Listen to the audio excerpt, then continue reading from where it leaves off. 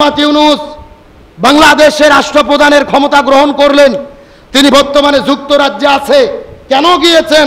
234 billion dollar টাকা স্বৈরাচার আওয়ামী লীগ দলের নেতা কর্মীরা বাংলাদেশ থেকে চুরি করে নিয়ে গেছে।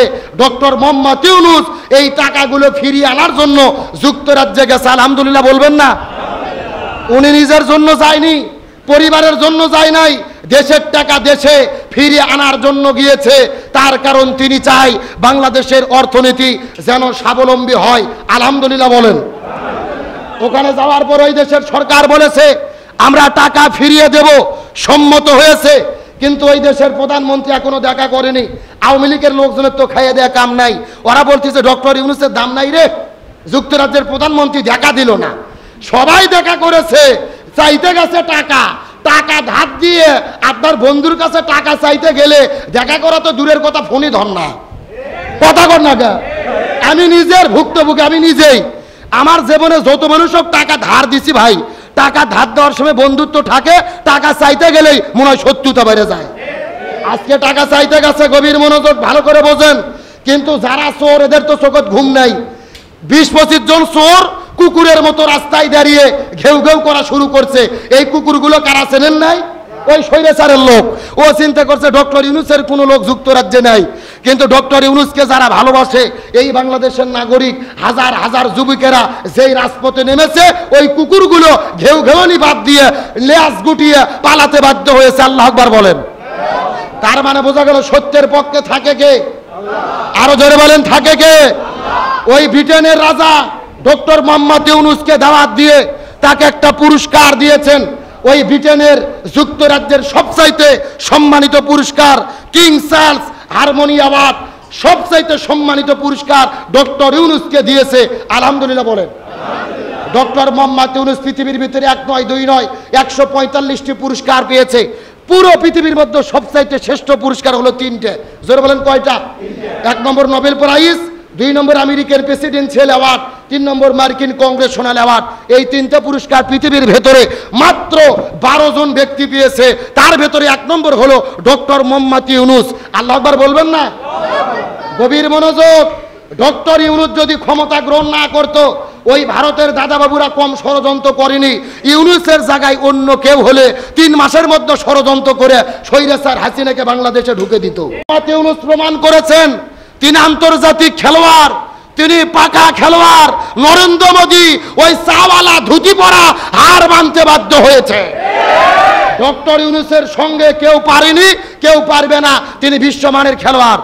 বিএনপির ভারপ্রাপ্ত চেয়ারম্যান তারেক জিয়ার সঙ্গে ডক্টর ইউনূসের সাক্ষাৎ হবে, জাতীয় ঐক্য হবে। ম্যাডাম খালেদা জিয়া তার দলের নেতাদের বলেছে ইউনূসের বিরুদ্ধে দাঁড়াইও না, তোমাদের দাবি থাকলে আলোচনা করে মীমাংসা করো। আলহামদুলিল্লাহ বলেন। আসলে আপসীন দেশ নেত্রী, তিনি যে দেশনেত্রী এটাই হলো তার প্রমাণ। দেশের মানুষের ভাব বুঝেছে। তার কারণ ডক্টর ইউনূসকে কোনো দল ক্ষমতাত বসায় নাই। আচ্ছা বলুন তো, ইউনূস কি নিজে নিজে ক্ষমতা গ্রহণ করেছে না আমরাই তাকে ক্ষমতাত বসাইছি? বিএনপি জামাত যত পার্টি বাংলাদেশে আছে সবাই মিলে ধরে এনে ক্ষমতাত বসে দিয়েছি। তো সুতরাং তার বিরুদ্ধে আন্দোলন করে কোনো লাভ নাই। দাবি থাকলে আলোচনা করব, বিভেদ করে স্বৈরাচারদেরকে আমরা সুযোগ দিতে চাই না। সুতরাং আমাদের জাতীয় ঐক্য ঠিক থাকবে, স্বৈরাচারের জায়গা হবে না। এই বাংলাদেশে আগামীতে সত্যের পক্ষের প্রতীকদেরই বিজয় হবে ইনশাআল্লাহ। কিন্তু কিছু কিছু মাটা মোটা লোক নাই। একটা আছে ফজু পাগলা। জোরে বলেন কি পাগলা? এই ফজু পাগলা বক্তব্য দিয়েছে যে ডক্টর ইউনূস সব পথ হারিয়ে ফেলে 12 ঘন্টা পেলেন চড়ে যুক্তরাজ্যে গেছে তারেক জিয়ার কাছে পদ নেওয়ার জন্য। যেই ডক্টর ইউনূস গেল টাকা ফিরিয়ে আনার জন্য, ও বলতেছে পদ নেওয়ার জন্য। আমাদের দেশে একটা কথা আছে, পাগলে কি না বলে, ছাগলে কি না খায়। পাগলে কি না বলে। আমরা বলতে চাই আর পাগলা ব্যারাম যদি বেশি হয়, একে পাবনা নিয়ে যাইয়া পাগলা গারদে চিকিৎসা করা দরকার। তারেক জিয়াকে বলতে চাই, আপনি আমাদের বগুড়ার কৃতি সন্তান, এই সমস্ত 7টাল 10টাল পাগলাদেরকে গলা ধাক্কা দিয়ে বের করে দেন। এরা যদি থাকে নিজেরাও ধ্বংস হবে, দলটাকেও ডুবিয়ে ছাড়বে। আমরা নিজেরা বিভেদ করব না, একতাবদ্ধভাবে জাতীয় ঐক্য গঠন করতে হবে। স্বৈরাচারীর মতো আর আমরা ব্যবহার করব না। স্বৈরাচার একটা লক্ষ্য উদ্দেশ্য আছে না নাই? একটু কথা বলেন, আছে না নাই? আল্লাহ তাআলা আমাদের কেন সৃষ্টি করলেন? ওমা খলাকতুল জিন্না ওয়াল ইনসা ইল্লা লিয়াবুদুন। আল্লাহ তাআলা বলেন, আমি মানুষ এবং জিনকে সৃষ্টি করেছি এই জমিনের ভেতরে আমি আল্লাহ তাআলা আমার ইবাদত করার জন্য, আমার দাসত্ব করার জন্য। এখন আমরা যদি ইহকালীন শান্তি এবং পরকালীন মুক্তি পেতে চাই, রাসূল করিম সাল্লাল্লাহু আলাইহি ওয়াসাল্লাম বিদায় হজের দিনে চমৎকার গুরুত্বপূর্ণ একটা ভাষণ দিয়েছিলেন। যেই ভাষণের সর্বশেষ রসুল বলেছিলেন, তারাক্তু ফিকুম আমরাইন, আমি তোমাদের ভেতরে দুইটা জিনিস রেখে যাচ্ছি, এই দুইটা জিনিস যদি তোমরা আঁকড়ে ধরতে পারো তাহলে তোমরা কখনোই পথ হারাবে না, পথ ভ্রষ্ট হবে না, বরং তোমরা দুনিয়ার ভেতরে শান্তি পাবে, আখিরাতের জামানায় তোমরা মুক্তি পাবে। সুবহানাল্লাহ বলেন। তাহলে রসুল কয়টা জিনিস আঁকড়ে ধরতে বলেছেন? আরো জোরে বলেন।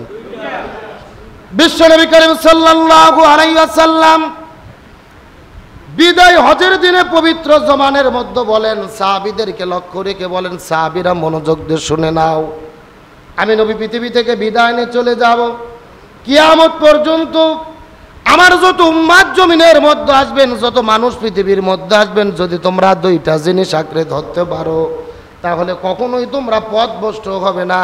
তার মধ্যে এক নাম্বার হলো কিতাবুল্লাহ, আল্লাহর কিতাব যদি তোমরা কোরআনকে আঁকড়ে ধরতে পারো, আর দুই নাম্বার হলো আমি নবী আমার সুন্নাহ। তার মানে বোঝা গেল আল্লাহর কিতাব হলো কোরআন। জোরে বলেন, নাম কি? আরো জোরে বলেন।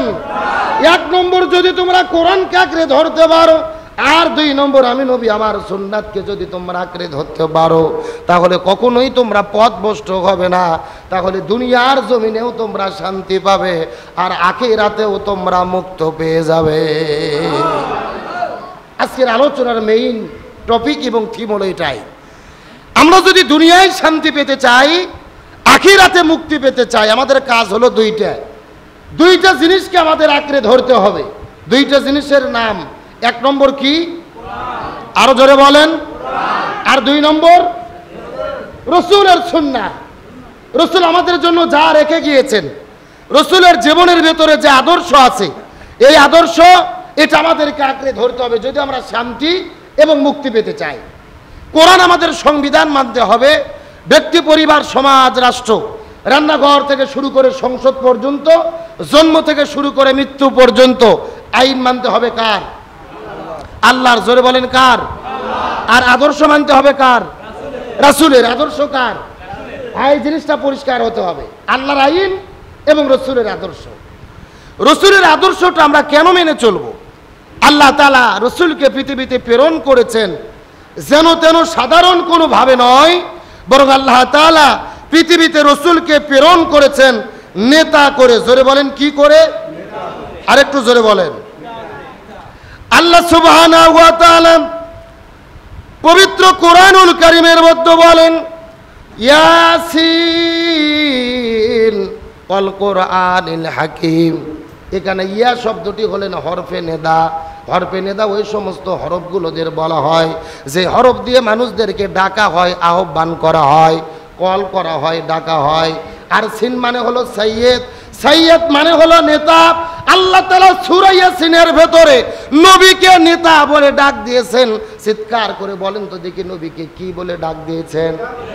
আরো জোরে বলেন। রাইসুল মুফাসসিরিন হযরত আব্দুল্লাহ ইবনে আব্বাস রাদিয়াল্লাহু তাআলা, হযরত আব্দুল্লাহ ইবনে মাসউদ রাদিয়াল্লাহু তাআলা আনহুমা, দুইজন মুফাসসির বর্ণনা করে বলেন এই জায়গার ভিতরে সাইয়্যেদ অর্থ হলো 5টি। জোরে বলেন, কয়টি? এই জায়গার মধ্যে সাইয়্যেদ অর্থ হলেন 5টি। এক নম্বর হলেন সাইয়্যেদুল বাশার। এই দুনিয়ার ভেতরে আল্লাহ তাআলা যত মানুষ প্রেরণ করেছেন সবগুলো মানুষের নেতা হলো আমাদের নবী। 2 নম্বর সাইয়্যেদুল আম্বিয়া। এই দুনিয়ার ভেতরে আল্লাহ তাআলা যত নবী প্রেরণ করেছেন সবগুলো নবীদের নেতা হলো আমাদের নবী। 3 নম্বর হলেন সাইয়্যেদুল মুরসালিন। আল্লাহ তাআলা পৃথিবীতে যতগুলো রসুল প্রেরণ করেছেন সবগুলো রসুলদের নেতা হলো আমাদের নবী। 4 নম্বর সাইয়্যেদুল কাউনাইন। আল্লাহ তাআলা যে দুজাহান সৃষ্টি করেছে দুজাহানের নেতা হলো আমাদের নবী। আর 5 নম্বর হলেন সাইয়্যেদুল আলামিন। আল্লাহ তাআলা যতগুলো জগৎ সৃষ্টি করেছে প্রত্যেকটা জগতের নেতা হলেন আমাদের নবী। একটু জোরে বলেন না সুবহানাল্লাহ। তাহলে সব জায়গার নেতাকে এখন আমাদের কাছে আমার প্রশ্ন হলো, আপনাদের কাছে গোদারপাড়ার মুসলমান সব জায়গার নেতা যদি আমাদের নবী হয়, এই দুনিয়ার ভেতরে মানুষ হিসেবে, রসুলের উম্মাত হিসেবে আমাদের নেতা মানতে হবে কাকে? কথা কয় না। নেতা মানতে হবে কাকে? আল্লাহ তাআলা বলেন, লাকাদ কানা লাকুম ফি রাসূলিল্লাহি উসওয়াতুন হাসানা, আমি নবীর মধ্যে তোমাদের জন্য দিয়েছি শ্রেষ্ঠ আদর্শ। এই নবীর আদর্শ তোমাদের মানতে হবে, নবীর নেতৃত্বটা তোমাদেরকে মানতে হবে। কিন্তু দুর্ভাগ্যজনক ব্যাপার হলো, আমরা পুরো জীবনের ভেতরে নবীজির আদর্শটা মানতে চাই না। আপনি যদি পৃথিবীর ভেতরে শ্রেষ্ঠ নানা হতে চান, তাহলে নবীর তরিকায় নানা হতে হবে। আপনি যদি পৃথিবীর ভেতরে শ্রেষ্ঠ বাবা হতে চান, নবীর তরিকায় বাবা হতে হবে। আপনি যদি পৃথিবীর মধ্যে শ্রেষ্ঠ ব্যবসায়িক হতে চান, তাহলে নবীর তরিকায় শ্রেষ্ঠ ব্যবসায়িক হতে হবে। আপনি যদি পৃথিবীর মধ্যে শ্রেষ্ঠ শিক্ষক হতে চান, তাহলে নবীর তরিকায় আপনাকে শ্রেষ্ঠ শিক্ষক হতে হবে। আর আপনি যদি পৃথিবীর শ্রেষ্ঠ রাষ্ট্রপ্রধান হতে চান, তাহলে নবীর তরিকায় আপনাকে রাষ্ট্রপ্রধান হতে হবে। এই যে এই জায়গায় সমস্যা। আমরা নবীর তরিকায় বাবা হতে চাই, নবীর তরিকায় নানা হতে চাই, নবীর তরিকায় শিক্ষক হতে চাই, নবীর তরিকায় রাষ্ট্রপ্রধান হতে চাই না। আমার কথার সঙ্গে কি একমত? তাহলে আপনারা ঠিক বললেন না কেন?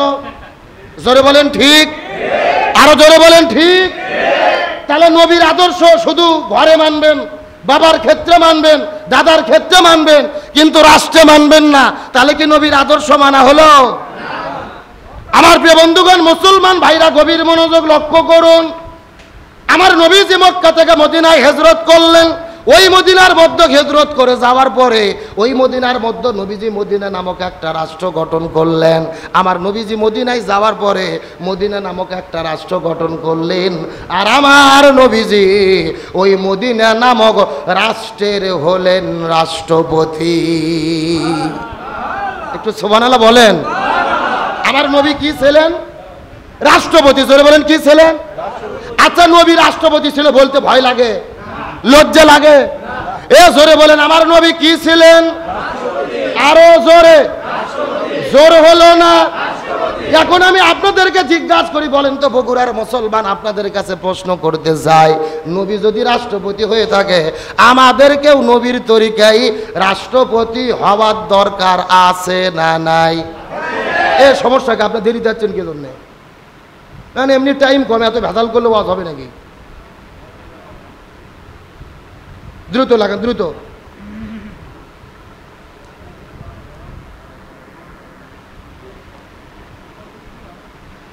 আমার প্রিয় বন্ধুগণ, মুসলমান ভাইরা গভীর মনোযোগ লক্ষ্য করুন। তাহলে সবাই আবার চিৎকার করে বলেন, নবী কি ছিল? আরো জোরে বলেন। তাহলে আপনি যদি নবীজির উম্মাত বলে দাবি করেন, আর যদি এক নম্বর খাঁটি উম্মাত হতে চান, ওই নবীর তরিকায় রাষ্ট্রপতি হওয়ার দরকার আছে না নাই? কিন্তু এই কথা বলতে গেলেই হুজুরদের যত বিপদ, যত কি। আমরা যদি ওয়াজ করি খাওয়ার পরে মিষ্টি খাওয়া সুন্নাত, সবাই বলে সুবহানাল্লাহ সুবহানাল্লাহ, তার মানে আরো খাবার চাই। আমরা নামাজের ওয়াজ করি ভালো লাগে, হজের ওয়াজ করি ভালো লাগে, কুরবানির ওয়াজ করি ভালো লাগে, কিন্তু আমরা যখন আলেম ওলামা বলি আমরা নবীর তরিকায় রাষ্ট্রপতি হতে চাই, তখনই কিছু কিছু লোক লাভ দিয়ে উঠে বলে, হুজুর আপনি হুজুর রাষ্ট্রপতি হতে চান কেন? কথা কন।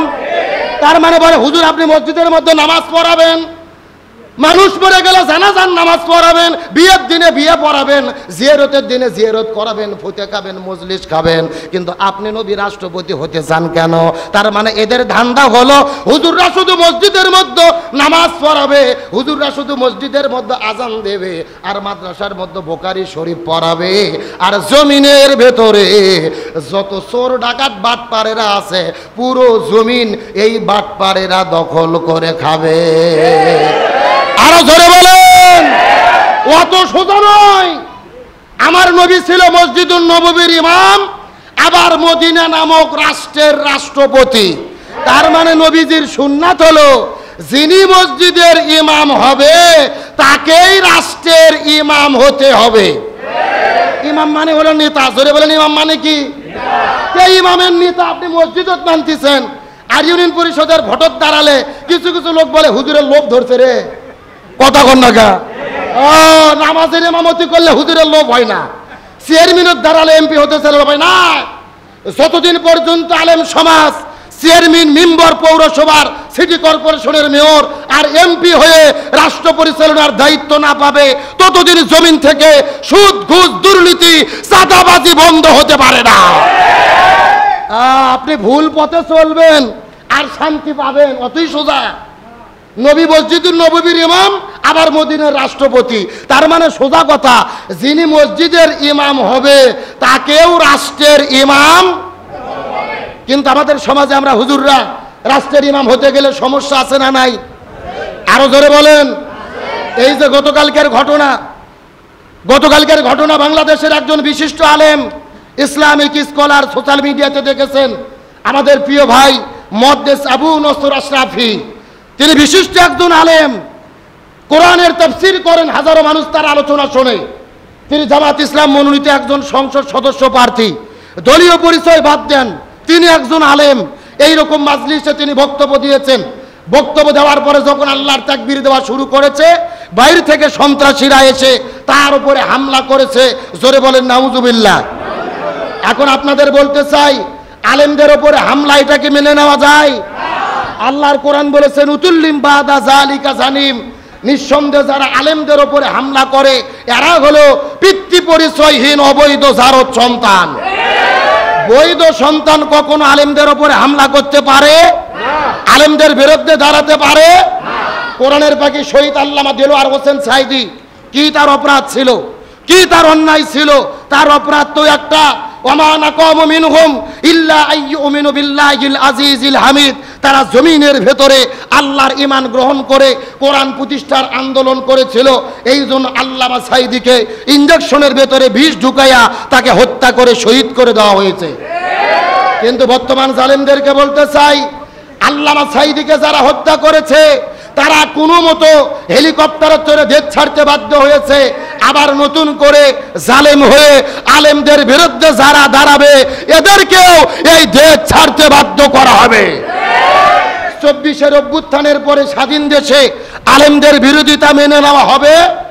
ডক্টর মোহাম্মদ ইউনূস সরকারকে বলতে চাই, আবু নসর আশরাফি হুজুরের উপরে যেই সন্ত্রাসীরা হামলা করেছে, অনতি বিলম্বে এদেরকে গ্রেফতার করে শাস্তির আওতায় আনতে হবে। নতবা বাংলাদেশের আলেম সমাজ যদি ফুঁসে ওঠে আর আটকে রাখা যাবে। আমরা আলেমদের সাথে আছি না নাই? তাহলে আসেন আমি আপনাদেরকে বোঝানোর চেষ্টা করতেছি। বাবা কি যতটুকু হয়েছে আর মাথা মারেন না তো, বসেন, বাতাস কম হোক, ঘেমে যাক, যা হয় হোক, আর 30 মিনিট কি বলেন? আর কোনো দিক তাকা থাকেন, আমার দিকে তাকান। তাহলে আমি আপনাদেরকে বলতে চাচ্ছিলাম, রসুলের সুন্নাত, যিনি মসজিদের ইমাম হবে তাকে সমাজের ইমাম, সমাজের ইমাম। তাহলে আগামীতে আলেমরা সমাজের নেতৃত্ব দিক, এটাকে আপনারা চান? জোরে বলেন, শান্তির জন্য চান? আমরা পরিষ্কার করে বলি, স্বাধীনতার 54 বছর পার হয়ে গেছে, এক দল এসেছে আর এক দল চলে গেছে, আমরা শান্তি পাই নাই। শান্তির জন্য আমাদের ঘোষণা দিতে হবে, এই দেশে সব কিছু দেখা শেষ, আগামীতে আলেমদের নেতৃত্বে কোরআনের বাংলাদেশ। কোরআনের বাংলাদেশ দেখতে কারা কারা যে হাত তোলেন তো দেখি। লিল্লাহি তাকবীর। হাত নামান। আলোচনা করতেছিলাম আমাদের কয়টা জিনিস আঁকড়ে ধরতে হবে, আর ধরে বলেন। আমার প্রিয় বন্ধুগণ, মুসলমান ভাইরা গভীর মনোযোগ। সময় যেহেতু কম, আমি আপনাদের ব্যাখ্যা দিতে পারবো না। চুম্বক কিছু কথা বলার পরে বিদায় নিয়ে চলে যাওয়ার চেষ্টা করব। তাহলে আমার নবীজিকে আল্লাহ তাআলা নবী করে প্রেরণ, নেতা করে প্রেরণ করলেন, ওই নবীর নেতৃত্ব মানতে হবে। হাদিস শরীফের মধ্যে রাসূল বর্ণনা করে বলেন, মান তাশাব্বাহা বিকওম ফাহুয়া মিনহুম, যার সঙ্গে যার মহাব্বত তার সঙ্গে তার কিয়ামত। হাদিসের ব্যাখ্যার মধ্যে এসেছে, এই দুনিয়ার ভেতরে যে যে দল করবে ওই দলের সাথে তার হাসর নাসর হবে। ভালো করে ব্যাখ্যাটা বোঝার চেষ্টা করবেন। এই দুনিয়ার ভেতরে যে যে দল করবে ওই দলের সাথেই তার হাসর নাসর।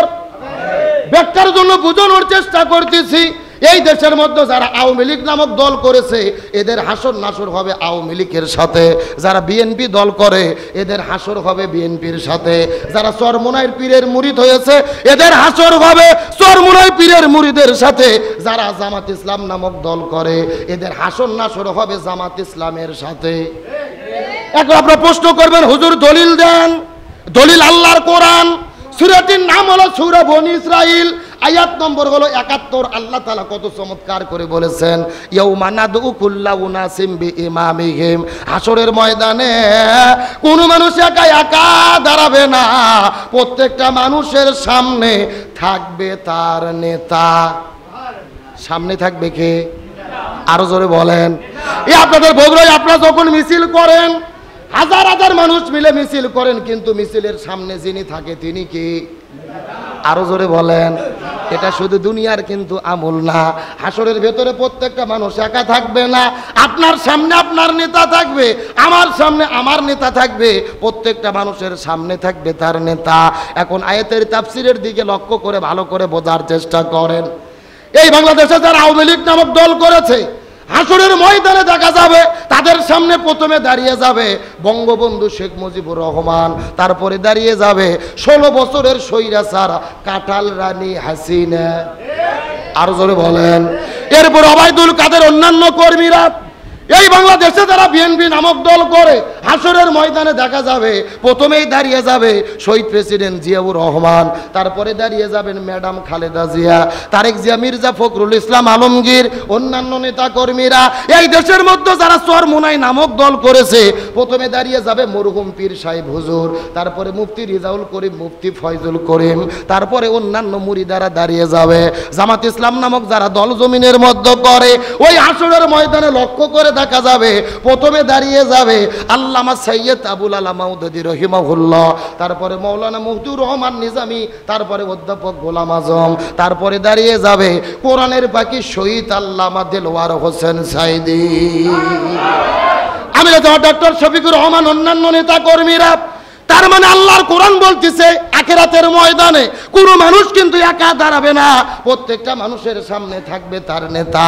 এখন যদি আপনি দুনিয়ার ভেতরে এমন নেতার পেছনে ঘুরেছেন যেই নেতার মাথার মধ্যে টুপি নাই, মুখের মধ্যে দাড়ি নাই, দলের মধ্যে আল্লাহ রাসূলের আদর্শ নাই, এমন নেতার পেছনে যদি দুনিয়ার মধ্যে ঘুরে থাকেন আর ওই নেতার আদর্শ মেনে থাকেন, আল্লাহর কোরআন বলতেছে তাহলে আপনারা ধরা খাইয়ে বসে আছেন। আরো জোরে বলেন।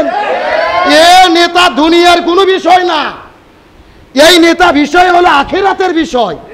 এই দুনিয়ায় যার নেতৃত্ব মানবেন, হাসরে তার সাথে আপনার হাসর নাসর হবে। এখন আপনার সিদ্ধান্ত নেন কার নেতৃত্ব মানবেন, হাসরে কাকে আপনার সামনে আপনি পেতে চান। সুদ ঘুষ দুর্নীতিবাজ, চাঁদাবাজি, টেন্ডারবাজি, সেনজিস্টান দখলকারী এমন লোককে সামনে চান নাকি আলেম ওলামাদেরকে চান, এই সিদ্ধান্ত আপনাদেরকেই নিতে হবে। আমার প্রিয় বন্ধুগণ, মুসলমান ভাইরা, গভীর মনোযোগ। আমার নবীজি হাদিস শরীফের মধ্যে বলেন, হাসরের ময়দানে কিয়ামতের আগে যারা আমি নবী আমার একটা মৃত সুন্নাতকে আঁকড়ে ধরতে পারবেন, একটা সুন্নাতকে আঁকড়ে ধরার কারণে আল্লাহ তাদেরকে 100টা গলা কাটা শহীদের সওয়াব দান করবে। কয়টা? 100টা। জোরে বলেন কয়টা? সুন্নাত কয়টা? হাদিসের কত গুরুত্ব বুঝতে পারছেন?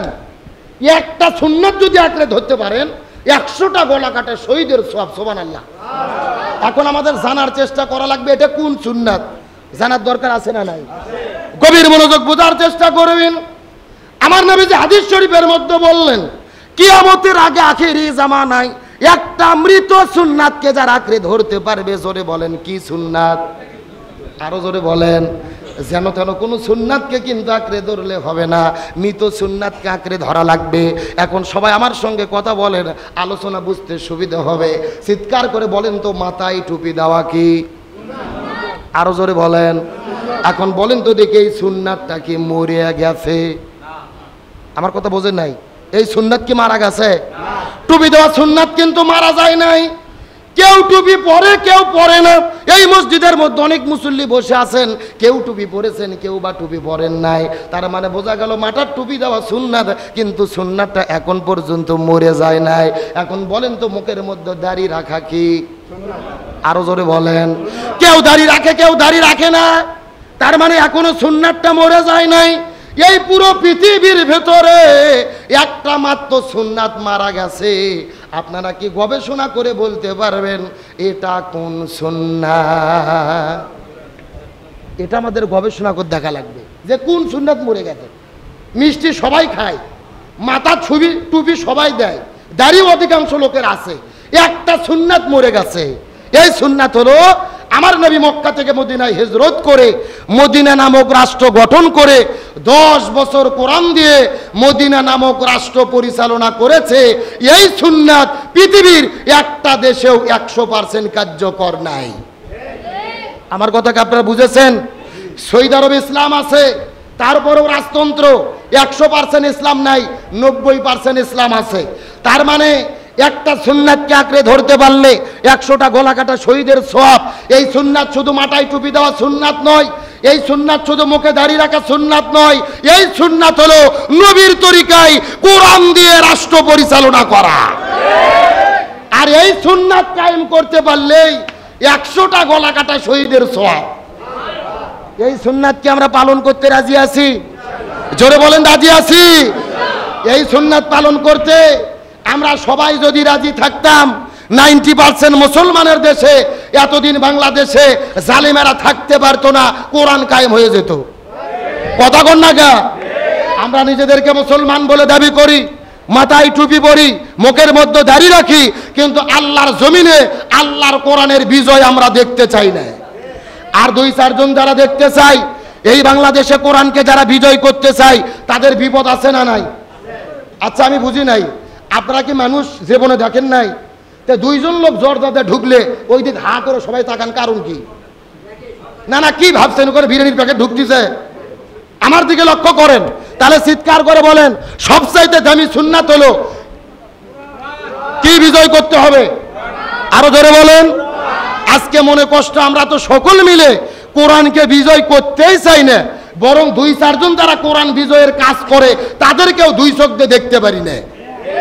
ভালো করে বোঝার চেষ্টা করবেন আমাদের ইমানের অবস্থা কি, আমাদের দামটা কি ভালো করে বোঝা লাগবে।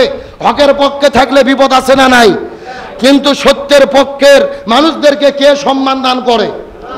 এই যে ডক্টর মমিরেচারি করে একদল পালিয়ে গেছে, আবার যারা নতুন স্বৈরাচার হবে তাদেরকেও পালাতে হবে। তাহলে আসেন বলতে চাচ্ছিলাম রসুলের সবচাইতে গুরুত্বপূর্ণ সুন্নাহ কি কায়েম করতে হবে? আরো জোরে বলেন। আমার প্রিয় বন্ধুগণ, মুসলমান ভাইরা গভীর মনোযোগ।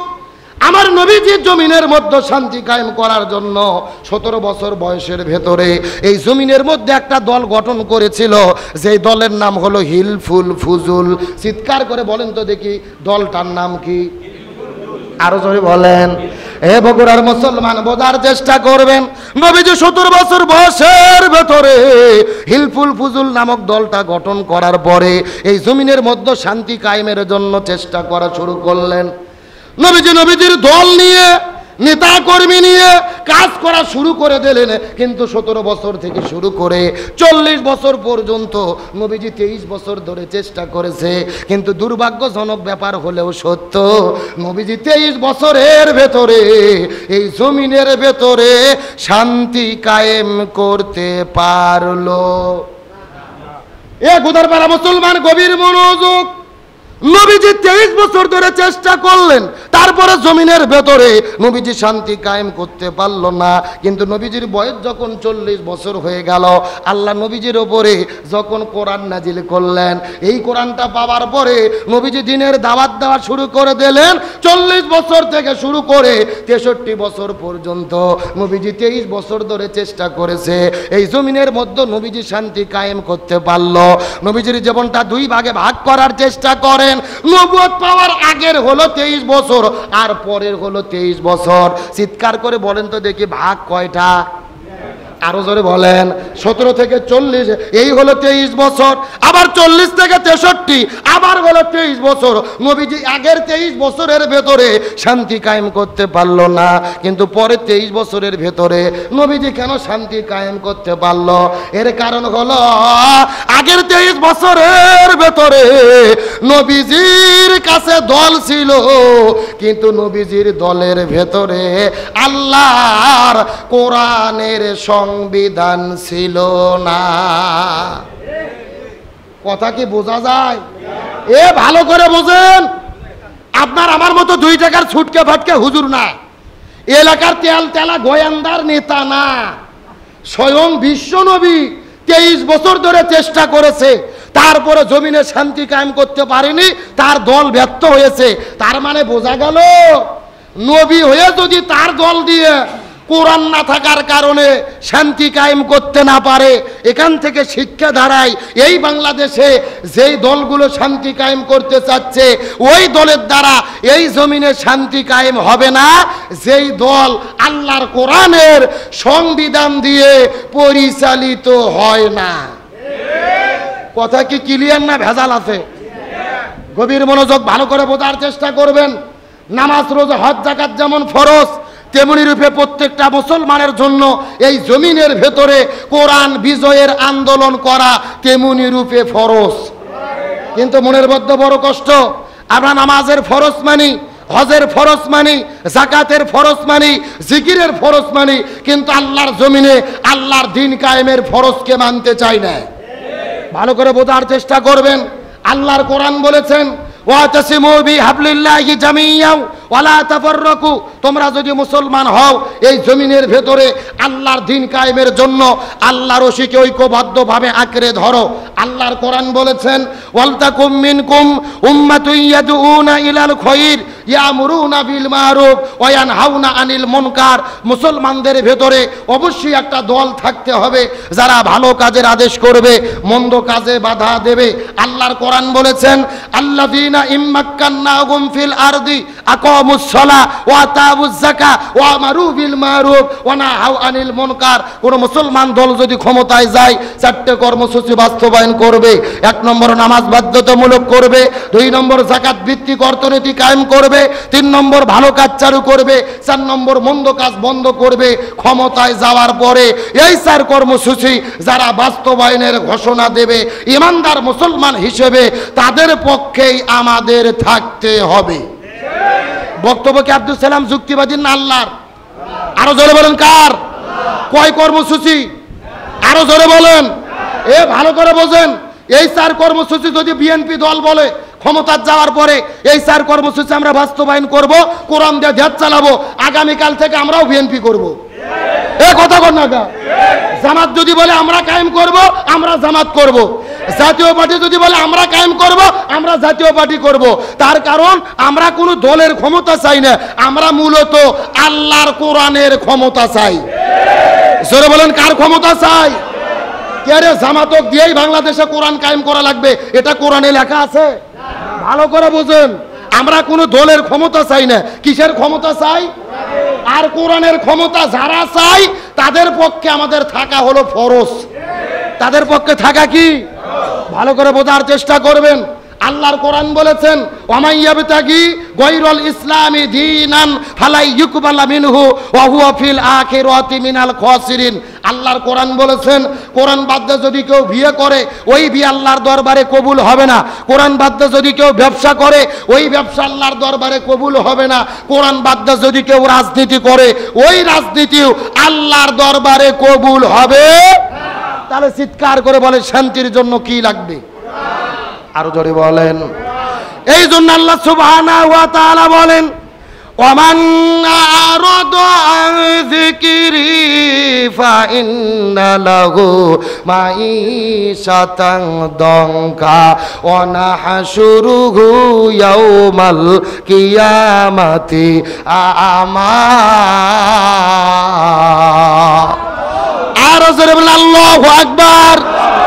সূরা 16 নম্বর পারা 19 নম্বর পৃষ্ঠার 13 নম্বর লাইন 124 নম্বর আয়াতে কারিমা তাফসীর ইবনে কাসিরের মধ্য থেকে বলতেছি আল্লাহ তাআলা রাখতে বলে এ পৃথিবীর মানুষেরা ব্যক্তি পরিবার সমাজ রাষ্ট্র রান্নাঘর থেকে শুরু করে সংসদ পর্যন্ত এই কোরআন বাদ দিয়ে যদি তোমরা জীবন পরিচালনা করো আর যদি শান্তির জিকির করতে থাকো তোমাদের জীবনের মধ্যে আমি আল্লাহ তাআলা কোনো শান্তি রাখবো না বরং মাইশাতাং দঙ্কা তোমাদের জীবনটাকে অশান্তিতে ভরে দেব এই জমিনের ভেতরে যারা কোরআন মানবে না এই মানুষগুলোদেরকে এই দুনিয়ার ভেতরে অশান্তি দান করবে কে তাহলে চিৎকার করে বলেন তো দেখি শান্তির জন্য কি লাগবে আরো জোরে বলেন এই জন্য আল্লাহ সুবহানাহু ওয়া তাআলা বলেন ফামান তাবিয়া হুদায়া ফালা খাউফুন আলাইহিম ওয়ালা হুম ইয়াহজানুন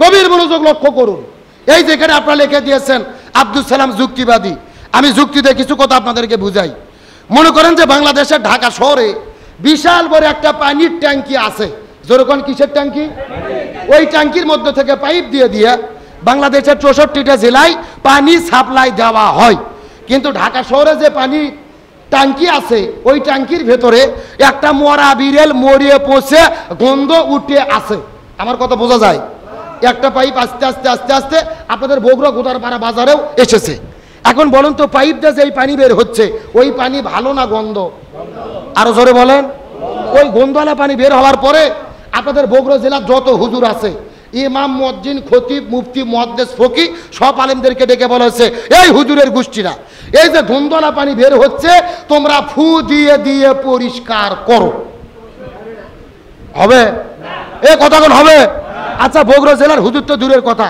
কাবা শরীফের ইমাম যদি এসে পানি ফু দেয় পানি পরিষ্কার হবে আচ্ছা বলেন তো পানি পরিষ্কার করতে গেলে কি পরিষ্কার করা লাগবে ওই ঢাকা শহরের ট্যাঙ্কি পরিষ্কার করা লাগবে এটাকে বুঝতে পেরেছেন এবার আসল ওয়াজ শোনেন আসল ওয়াজ এই বাংলাদেশেও শান্তি প্রতিষ্ঠার একটা ট্যাঙ্কি আছে নামাজ কত হ্যাঁ না এখনো বহু টাইম আছে তো এত ব্যস্ত হওয়া লাগবে না বসো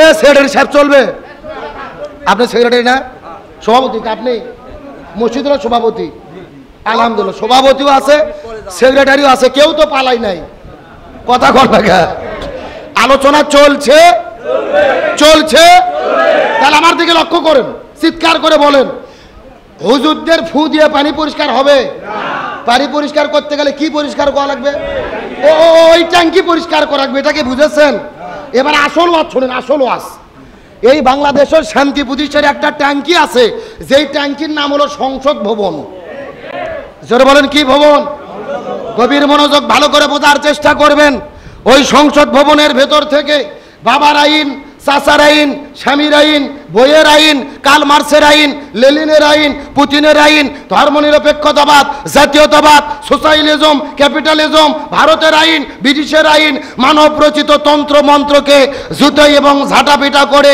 যতদিন পর্যন্ত বিদায় করে কোরআন সংসদের মধ্যে ঢুকায়া কোরআন দিয়ে বাংলাদেশ পরিচালিত না হবে ততদিন পর্যন্ত এই জমিনের ভেতরে শান্তি আসতে পারে না পারে না পারে না সুতরাং বাংলাদেশে শান্তি কায়েমের জন্য বাবার নীতি বেটির নীতি স্বামীর নীতি বইয়ের নীতি পৃথিবীর তন্ত্র মন্ত্রকে বিদায় করে দিয়ে কোরআন দিয়ে বাংলাদেশ পরিচালিত হোক এটাকে আপনারা চান কারা কারা চান দুটি হাত আল্লাহকে তুলে দেখান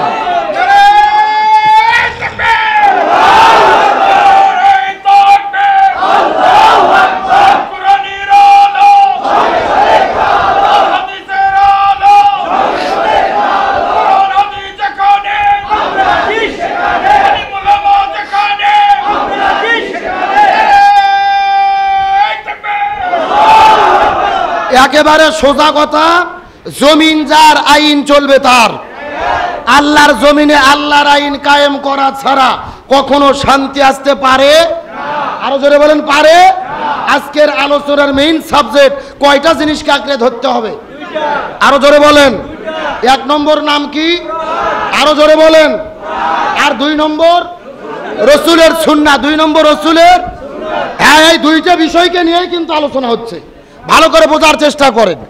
এখন আমরা নবীকে কেমনে অনুসরণ করব, নবীর মিশন এবং ভীষণ কি ছিল, নবীকে নবী হিসেবে পৃথিবীতে কেন প্রেরণ করা হয়েছে, প্রেরণ করার উদ্দেশ্য সম্পর্কে আল্লাহ তাআলা কোরআনের 3 জায়গায় একই বক্তব্য দিয়েছে। সুবহানাল্লাহ বলেন।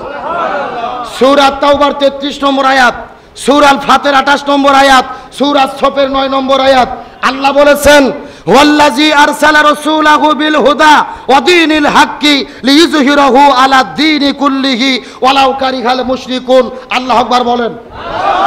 আল্লাহ তাআলা বলতেছেন, আমি নবীকে এই পৃথিবীতে নবী হিসেবে প্রেরণ করেছি, শুধু নামাজের জন্য নয়, শুধু হজের জন্য নয়, শুধু যাকাতের জন্য নয়। নবীকে নবী হিসেবে এই পৃথিবীতে প্রেরণের উদ্দেশ্য হলো এই জমিনের ভেতরে সমস্ত মতবাদের ওপরে যেন তিনি কোরআনকে বিজয় করতে পারে। সুবহানাল্লাহ বলবেন না? তাহলে নবীর দায়িত্ব সব কিছুর উপরে কাকে বিজয় করা? এখন নবী তো পৃথিবী থেকে বিদায় নিয়ে চলে গেছে, আর নবী রাসূল আসবে না। আমরা হলাম নবী গুণের উম্মাত। নবী গুণের উম্মাত হিসেবে আমাদেরও মূল দায়িত্ব কি? আমার কথা কি এখনো বোঝেন নাই? নবীর দায়িত্ব ছিল কোরআন বিজয় করা, তাহলে নবীর উম্মাত হিসেবে আমাদেরও মূল দায়িত্ব হলো কি? বিজয়ের আন্দোলন করা। আর একটা বিষয় পরিষ্কার করার পরে আমি দোয়া করে বিদায় নিয়ে চলে যাব। গভীর মনোযোগ লক্ষ্য করুন। আমাদের নবীজি রমজান মাসে 16 দিন রোজা রেখেছে। জোরে বলেন, কয় দিন? 17 রমজান সকালবেলা নবীজি রোজা ভেঙে ফেললেন, খেজুর খাইলেন, পানি খাইলেন। সাহাবীদেরকে বললেন, তোমরাও রোজা ভেঙে ফেলো। সাহাবীরা বলতেছে, ইয়া রাসূলুল্লাহ, এটা আপনি কেমন কথা বললেন? আপনি না 3 দিন আগে ওয়াজ করেছেন একটা রোজার এত দাম, ইচ্ছা করে যদি কেউ একটা রোজা ছেড়ে দেয় লাগাতার 60টা রোজা রাখতে হবে, আবার যদি একটা রোজা ছেড়ে দেয় আবার 60টা রোজা রাখতে হবে। আপনি কেন রোজা ছাড়তে বললেন? রাসূল বলতেছে, বেশি বোঝার চেষ্টা করো না। ওমা আতাকুমুর রাসূলু ফাখুযুহু ওমা নাহাকুম আনহু ফান্তাহু। আমি নবী যা বলি তা তোমরা করো, যা করতে নিষেধ করি তা থেকে দূরে থাকো। আবু জেহেল মদিনে আক্রমণ করেছে, আর বসে থাকা যাবে না। এখন আবু জেহেলের মোকাবেলা করতে হবে। আল্লাহু আকবার বলেন। তার মানে বোঝা গেল রোজা রাখা ইবাদত, তবে রোজার চাইতেও দামি ইবাদত হলো এই জমিনের ভেতরে কোরআন বিজয়ের আন্দোলন করা। আমার প্রিয় বন্ধুগণ, মুসলমান ভাইরা, গভীর মনোযোগ। কোনো দিকে নজর নাই, কোনো দিকে তাকাতাকি নাই। ছোট্ট করে একটা দৃষ্টান্ত দেওয়ার পরে বিদায় নিয়ে চলে যাওয়ার চেষ্টা করব। আমার নবীজির একজন সাহাবী ছিলেন হযরতে হানজালা রাদিয়াল্লাহু তাআলা। হযরত হানজালা রাদিয়াল্লাহু তাআলা নতুন বিবাহ করার পরে ওই বউটাকে নিয়ে সুন্দর করে বাসর ঘরের মধ্যে চলে গেছে। ওই বাসর ঘরের মধ্যে যখন তিনি ফুলসজ্জার আড্ডা পার করতেছিল, ওই বাসর ঘরের ভেতরে স্বামী স্ত্রীর মধ্যে প্রেম ভালোবাসা মহাব্বত চলতেছিল। এমন সময় গভীর রজনীতে ওই মদিনার গলির মধ্য থেকে কে যেন চিৎকার করে ডেকে বলে, কুতিলা মুহাম্মদ, কুতিলা মুহাম্মদ। মুসলমানদের নবী জমিনের মধ্য থেকে বিদায় নিয়ে চলে গেছে। এই কথা শোনার পরে হযরতে হানজালা ওই বাসর ঘরের ভেতরে ওই বউটাকে বিছানার মধ্যে রাখার পরে এক দৌড়ে তিনি কূপের মধ্যে চলে গেলেন গোসল করার জন্য। কূপের মধ্যে যাওয়ার পরে কূপের মধ্য থেকে মগের মধ্যে পানি উত্তোলন করার পরে পানিটা যখন তিনি শরীরের মধ্যে ঢালবে, আবার কে যেন চিৎকার করে বলে, কুতিলা মুহাম্মদ, কুতিলা মুহাম্মদ। মুসলমানদের নবী জমিনের মধ্য থেকে বিদায় নিয়ে চলে গেছে। এই কথা শোনার পরে হযরতে হানজালা ওই পানির মগটা কূপের মধ্যে ফেলে দেওয়ার পরে এক দৌড়ে বাসর ঘরে যাওয়ার পরে হাতের মধ্যে তলোয়ার নেওয়ার পরে নতুন বউটাকে বাসর ঘরে রেখে ওই তরোয়ালটা নিয়ে তিনি ওই উহুদের ময়দানে দৌড়ানো শুরু করে দিলেন। লিল্লাহি তাকবীর। আমার প্রিয় বন্ধুগণ, মুসলমান ভাইরা, গভীর মনোযোগ লক্ষ্য করো। নতুন বউটাকে বাসর ঘরের মধ্যে রাখার পরে ওই তরোয়াল নিয়ে তিনি ওদের ময়দানে দৌড়ানো যখন শুরু করলেন পেছন দিক থেকে, নতুন বিবিটা আস্তে করে তার পেছন দিক থেকে কাপড় ধরে টান বেড়েছে। ওগো প্রাণের স্বামী, আপনি তো জিহাদের ময়দানে চলে যাবেন, আপনি তো যুদ্ধ করতে যাবেন, আমার কোনো আপত্তি নাই গো প্রাণের স্বামী, কিন্তু আপনার তো ফরজ গোসল বাকি আছে। আপনি গোসল বাকি রেখে অপবিত্র শরীরটা নিয়ে কেমন করে যুদ্ধের ময়দানে যাবেন জানতে চায়। ওগো প্রাণের স্বামী, আপনি যুদ্ধ করতে যাবেন, জিহাদ করতে যাবেন, আমার কোনো আপত্তি নেই, তবে আপনার তো ফরজ গোসল বাকি আছে, আপনি একটু গোসল করে জিহাদের ময়দানে রওনা হয়ে যায়। হানজালা ডাকতে বলে, ও প্রাণের বিবি, আমি যদি এখন গোসল করা শুরু করে দেই, আর গোসল করতে করতে আমার যদি সময়টা বেশি লেগে যায়, আর যদি সময় বেশি লাগার কারণে ওই মুসলমানদের নবী উহুদের বান্দরে ওই জালিমের জুলুমের আঘাত প্রাপ্ত হয়ে এই জমিনের মধ্য থেকে বিদায় নিয়ে চলে যায়, আল্লাহ যদি হাসরের ময়দানে আমাকে জিজ্ঞেস করে ডাক দে বলে, এই হানজালা তুমি কি করলা, বাসর ঘরের মধ্যে কেমনে তুমি সময় পার করলা, আর মুসলমানদের নবী উহুদের বান্দরে শাহাদাত বরণ করে বিদায় নিয়ে চলে গেল, এমন প্রশ্ন আল্লাহ যদি আমার কাছে করে, তখন আমি আল্লাহর কাছে কেমন করে জবাব দেব? এ বগুড়া গুদারপাড়া মুসলমান, গভীর মনোযোগ লক্ষ্য করুন। এই কথা শোনার পরে তার স্ত্রী তার স্বামীটাকে ছেড়ে দিলেন। হযরত হানজালা রাদিয়াল্লাহু তাআলা গোসলটা বাদ দিয়ে চলে গেলেন উহুদের প্রান্তরে। যার পরে লক্ষ্য করে দেখে ওই উহুদের প্রান্তরে যুদ্ধ শুরু হয়ে গেছে। হানজালাও যুদ্ধ করা শুরু করলেন। যুদ্ধ করতে করতে ফজর নামাজের আজান হয়ে গেল, কিন্তু হযরত হানজালা ফজর নামাজটা পড়তে পারলেন না। তার কারণ তার ফরজ গোসল বাকি ছিল, একদিকে ফরজ গোসল বাকি, আর একদিকে ফজর কাজা, জোহর কাজা, আসর কাজা, এক নয় দুই নয় তিন ওয়াক্ত নামাজ কাজা করেছে। চিৎকার করে বলেন তো দেখি কয় ওয়াক্ত? আরো জোরে বলেন। এ মুসলমান ভাইরা, গভীর মনোযোগ লক্ষ্য করুন।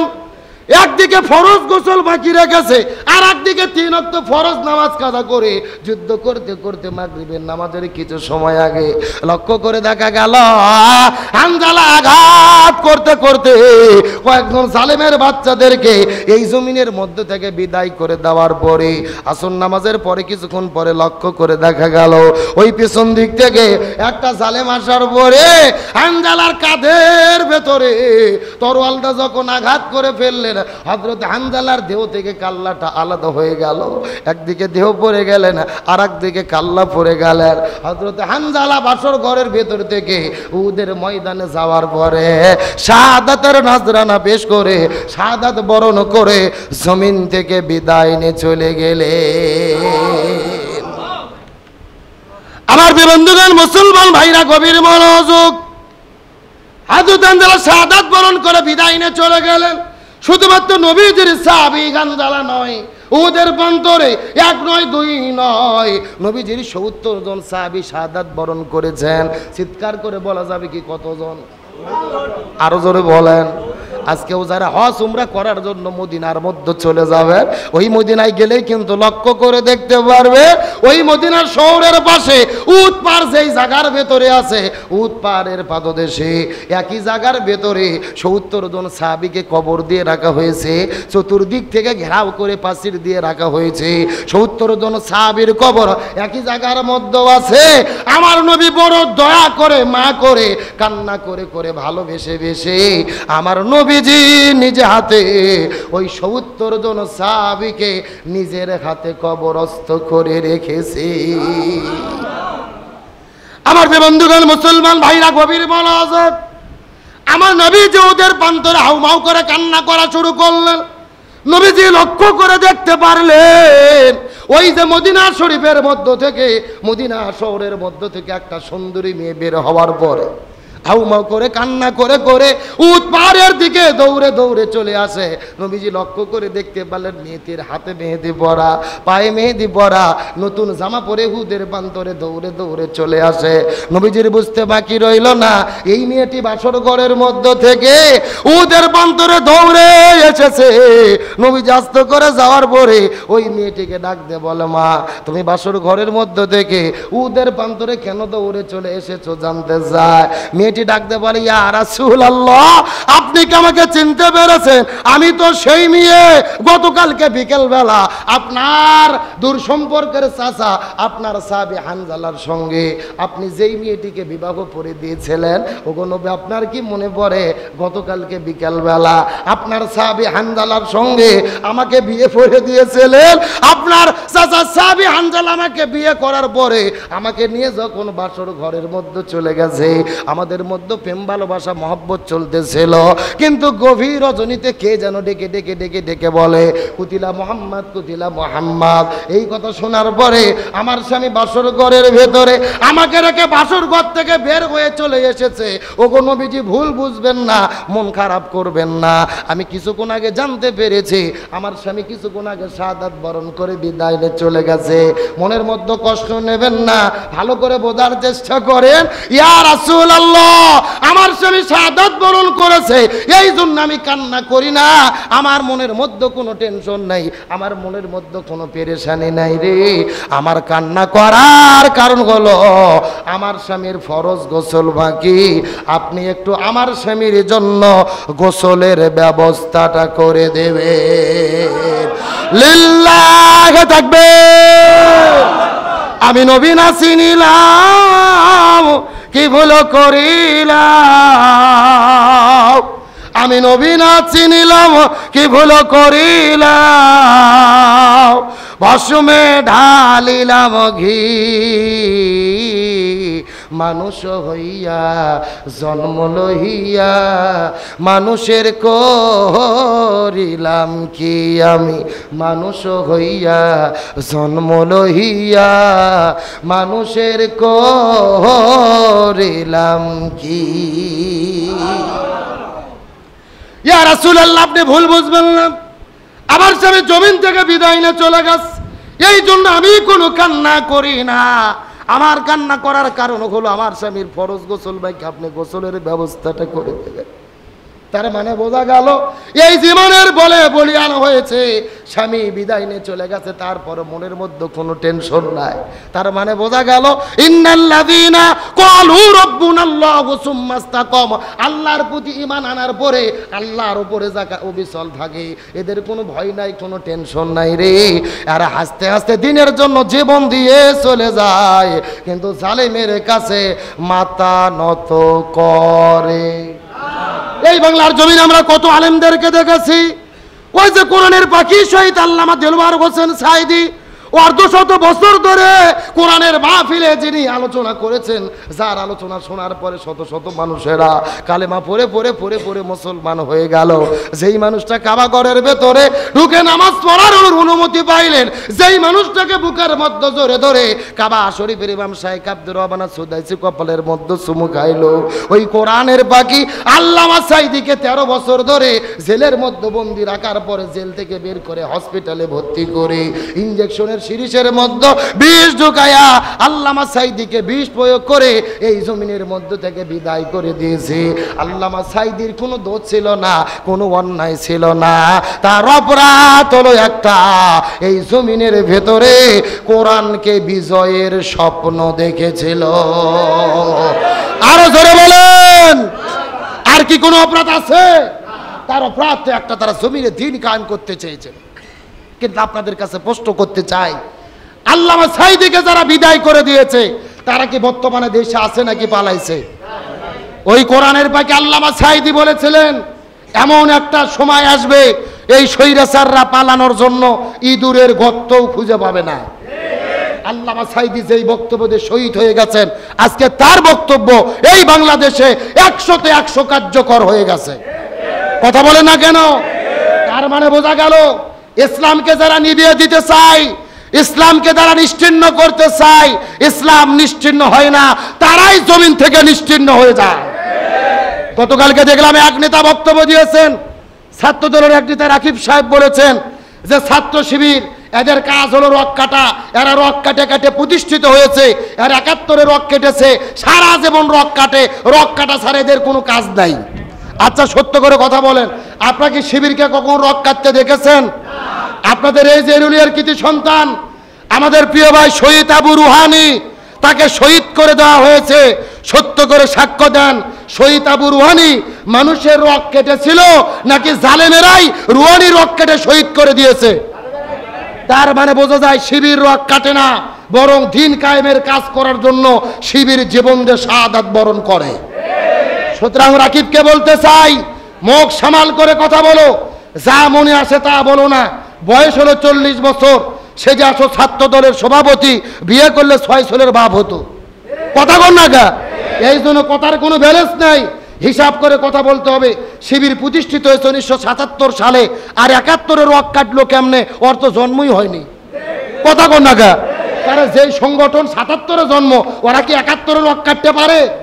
রাজশাহীতে যাওয়ার পরে জিজ্ঞেস করলো, ভাই রাজশাহীতে শিবির কি রক কাটে? রাজশাহীর লোক বলতেছে, না রাজশাহীতে শিবির তো রক কাটে না, শিবির ঢাকায় রক কাটে। কোথায় রক কাটে?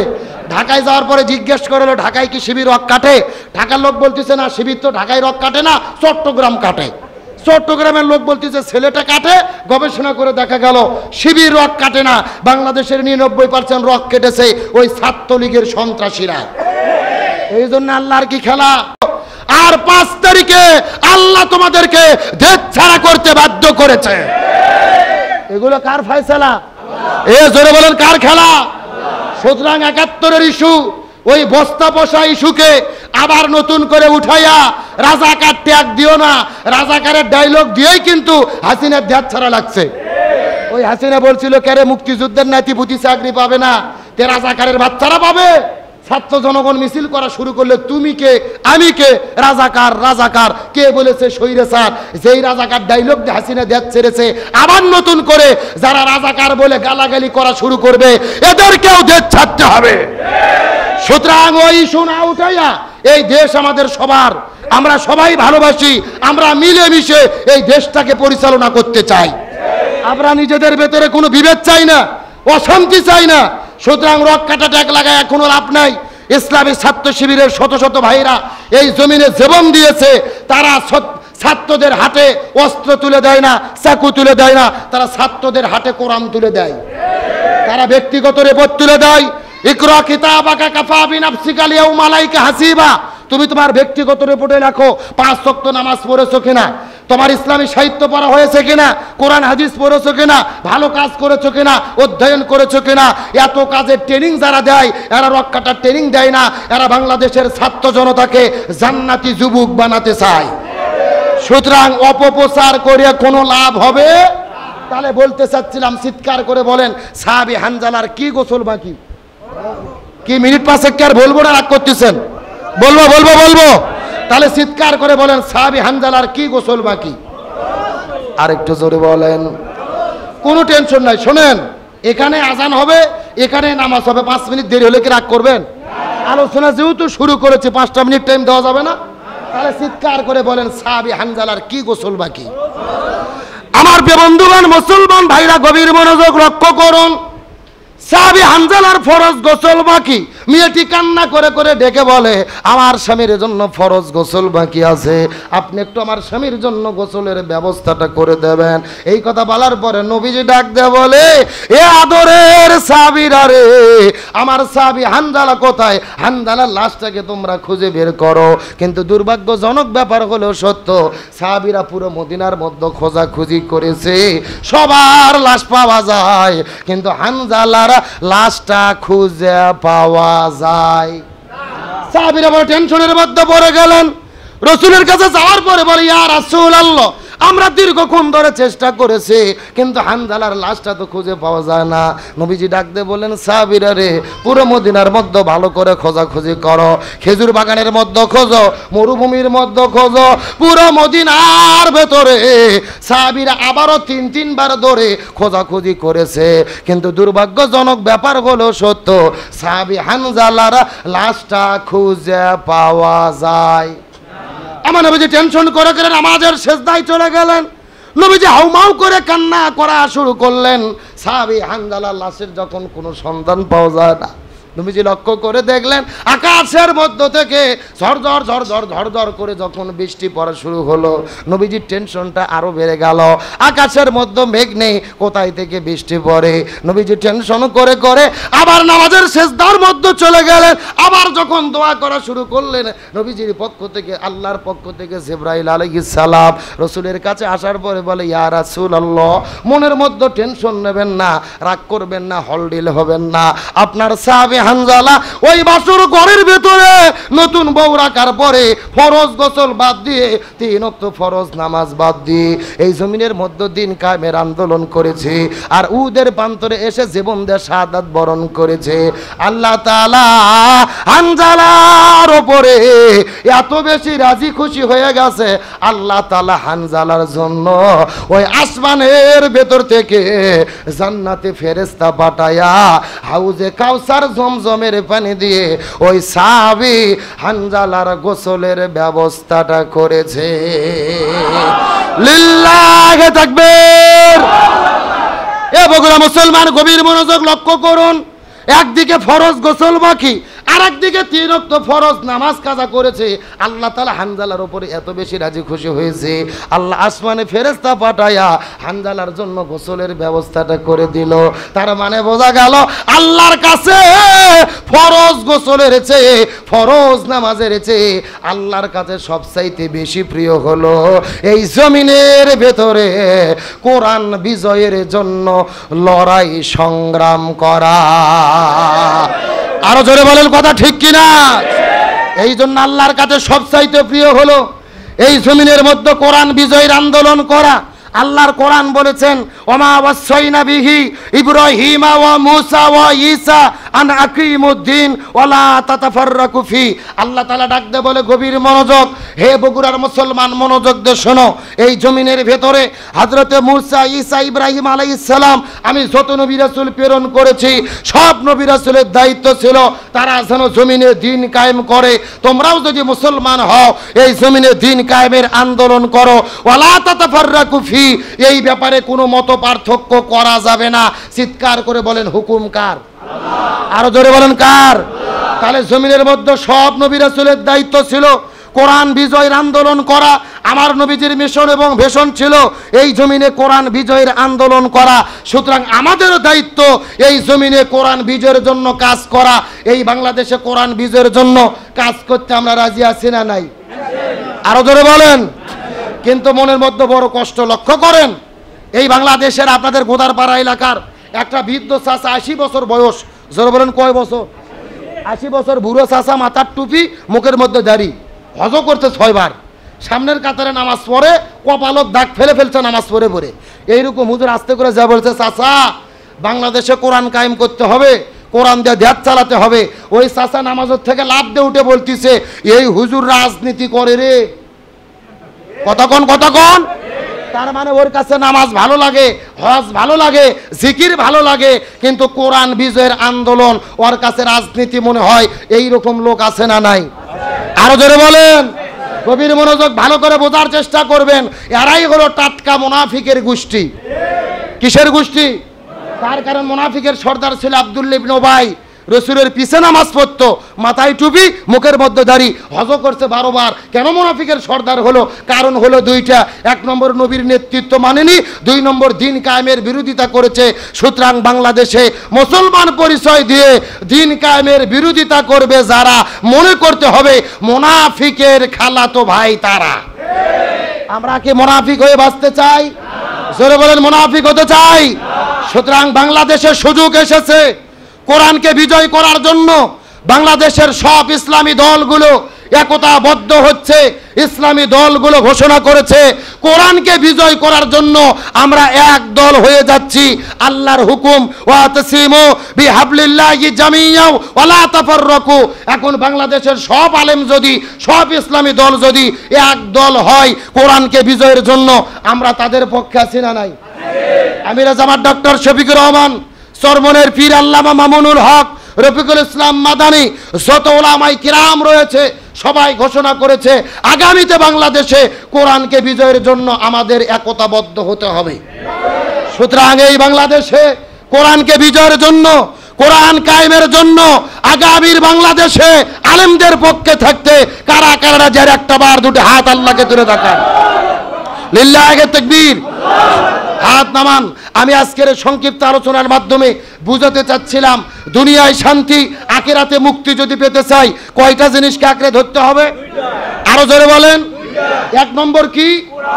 আর দুই নম্বর রসুলের সুন্নাহ। তার মানে রসুলের আদর্শ অন্তরে ধারণ করে এই জমিনে কোরআন বিজয়ের পক্ষে আমরা যদি কাজ করতে পারি তাহলে দুনিয়াতে শান্তি পাবো, আখিরাতে মুক্তি পাবো। আল্লাহ তাআলা আমাদের সকলকে আল্লাহর কোরআন এবং রসুলের সুন্নাহ পরিপূর্ণভাবে মেনে চলার তৌফিক দান করুক, বলেন আমিন। এতটুকু কথা বলে আপনারা রাগ করেছেন নাকি? কোনো দলীয় রাজনীতি কথা না, যা বলেছি কোরআন থেকে বলেছি। আপনি আমার ভাই, আমি আপনার ভাই, আমরা সবাই মিলে জান্নাতে যেতে চাই না? জান্নাতে একসাথে যদি থাকতে চাই, দুনিয়াতেও আমাদের একই সঙ্গে কোরআনের পক্ষে থাকতে হবে। আল্লাহ তাআলা আমাদের সকলকে কোরআনের পক্ষে থাকার তৌফিক দান করুক, বলেন আমিন।